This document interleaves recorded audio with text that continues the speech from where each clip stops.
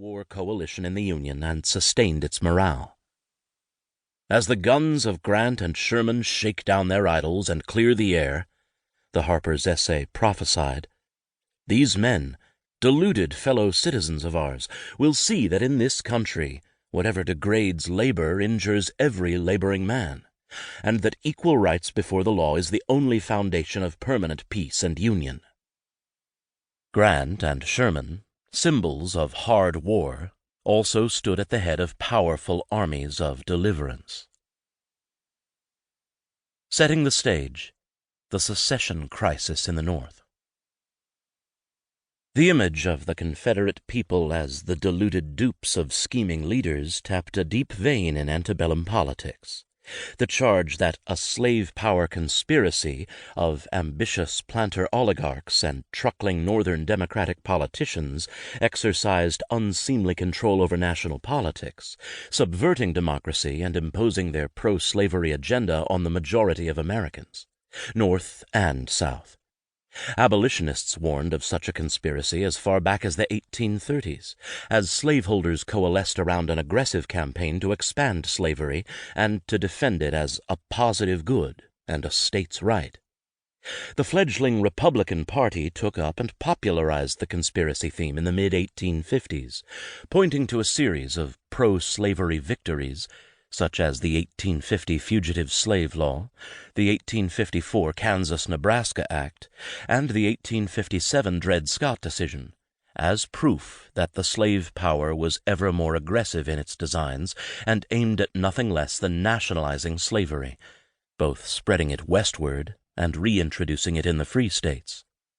Republican politicians appealed to the northern mainstream by emphasizing slavery's harmful effects on whites, the economic backwardness, lack of opportunity, and absence of free speech in the South, rather than by emphasizing the themes of racial justice and equality. The party's prescription for restoring majority rule was to restrict slavery's westward expansion, while at the same time spreading the free labor gospel in the South, so that white Southerners would gradually, over time, see fit to dismantle the institution. Secessionist usurpers, so Republicans charged, diverted history from its natural course, using fraud and violence to block this peaceful evolution toward freedom and sectional harmony.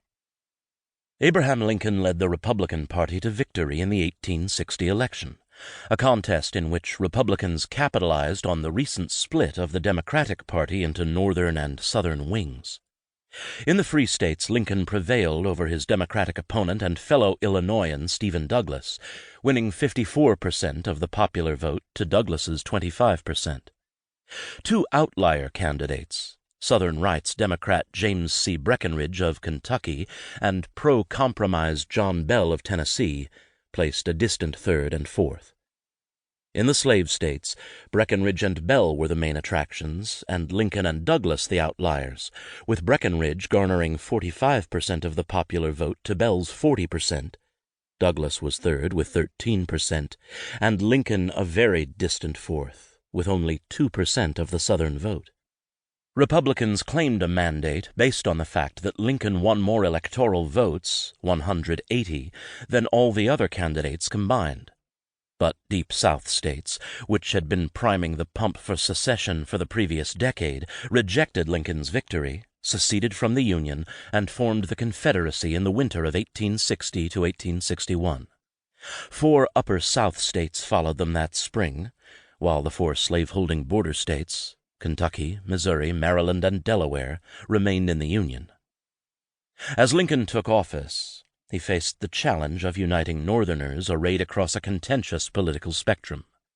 On one end of that spectrum were abolitionists and radical Republicans, who believed the federal government should play an active role in dismantling slavery and in promoting black citizenship.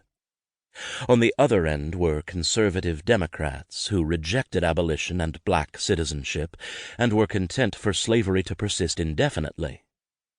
Across the middle of the spectrum were moderates of various political stripes, who, like Lincoln himself, believed in the superiority of the free labor system and resented the power of slaveholders, but had a relatively patient attitude toward slavery's demise, wishing for its gradual extinction instead of immediate abolition.